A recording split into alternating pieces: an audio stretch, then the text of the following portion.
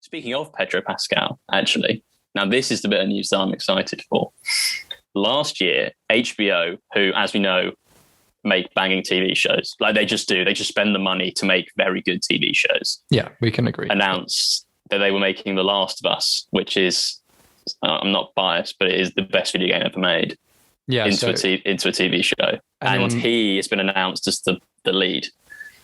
Yeah. So I mean, sorry. Yeah. I mean, I'm just sort of happy. So anyone not familiar with video games, The Last of Us is considered an incredibly good video game. I mean, it is the sort of story that would translate so well into a TV show. That's the thing. And if HBO are going to spend the money that I assume they're going to spend, it will look sick. It just will look really good. And you've got things like one of the directors is the same guy who directed Chernobyl, which is probably top 3 TV show I've ever seen. HBO as well. They've also cast Bella Ramsey, who's like, she's sort of like a supporting character in Game of Thrones, but she's in quite a lot of it, isn't she? Towards the final few seasons, she's in loads of the episodes. She's sort of is she a young queen? I can't really remember what they call her. She's basically like the head of one of the houses. Kind of towards the north. And she kind of steps up quite a lot and becomes this kind of like boss bitch character. It's going to be interesting to see, because I feel like I don't really know her that much as a character. The problem when you get young actors who you see them in one role and you're like, wow, they've got some potential. It's hard to see past that one role. I'm excited about the idea of the film. I think video games turned into films have not done well. You look at stuff like Assassin's Creed recently. No. Awful. The problem with that film is that it was just rushed. I think the thing with The Last of Us, I watched a playthrough of the first game. I haven't seen anything about the second game, other than the fact it was kind of weirdly violent.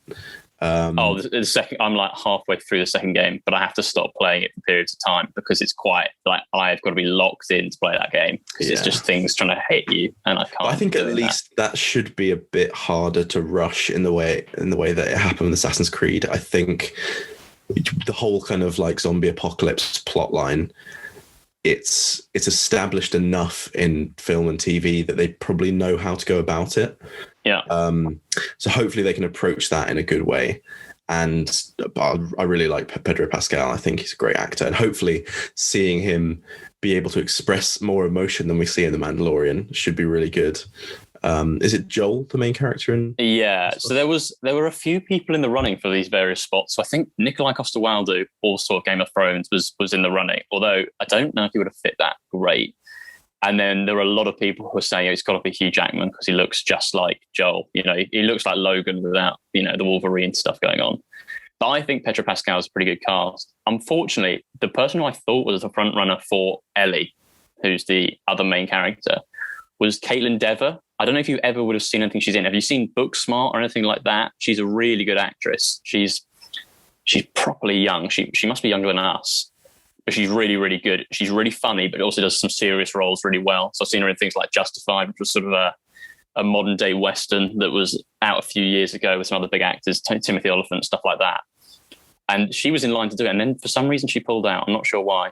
She probably got casting clashes or something like that. So I think good starts, to be honest. I'm happy with where this is going. I'd like to see how much they're spending on it because, the last few shows that they've put out on HBO, Euphoria was a lot of money. Westworld is silly money. Game of Thrones obviously spent everything they had on that.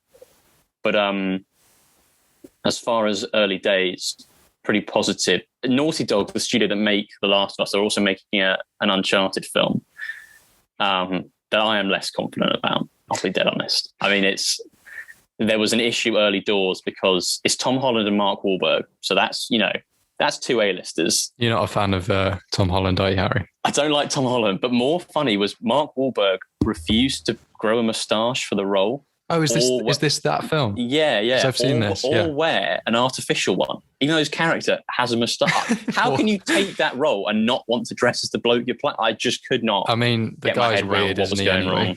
Honestly, the idea of a video game film with Mark Wahlberg in does sound like a recipe for disaster. Oh yeah, it sounds awful. It sounds like, what was that film he was in? Is it The Happening? It sounds like that all over again to me. That's what I'm getting the vibe for. And then Tom Holland does not fit the bill of a 40-year-old man, which is who he's playing. Interesting. I think they're doing like a prequel or something like, how we met each other sort of thing, which isn't why people like the game. Otherwise they would have bought a prequel, wouldn't they? Silly I think blokes. the idea of Uncharted is very similar to Lara Croft. And to be fair, those Lara Croft films, they're so bad that they're good in that way. Oh, I didn't see any of them. I've not seen them. I mean, Angelina Jolie as Lara Croft doing a fake British accent is... And then you've got a lot of kind of comedy side characters. It's the kind of thing that you watch in the middle of the summer holidays. You've got nothing to do. But by the end of it, you're like, that basically felt like playing a video game. But I enjoyed it for like an hour and a half. Yeah, well, I mean, the new ones, like Alicia Vikander, I think her name is, was in those. I haven't seen the new Tomb Raider, I don't know where they've gone. I think they make two.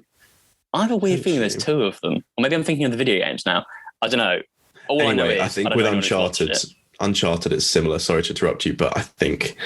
I just don't see it being the most compelling thing to watch.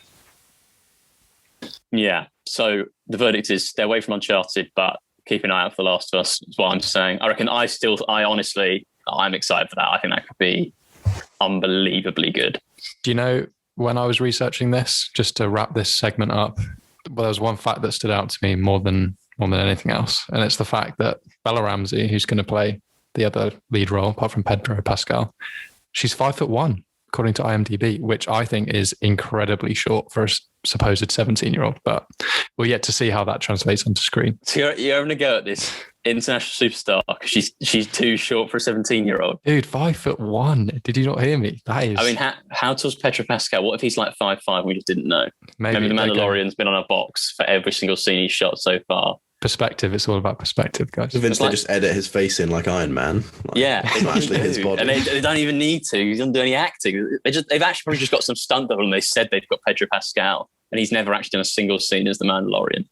It's like Tom Cruise playing Jack Reacher, who's probably 6'4". So every scene Tom Cruise is in, he's standing on a stepladder so that he can be the same height as these bullies. And it makes no sense because you see him walking around like a diner at the same height as like a doorknob.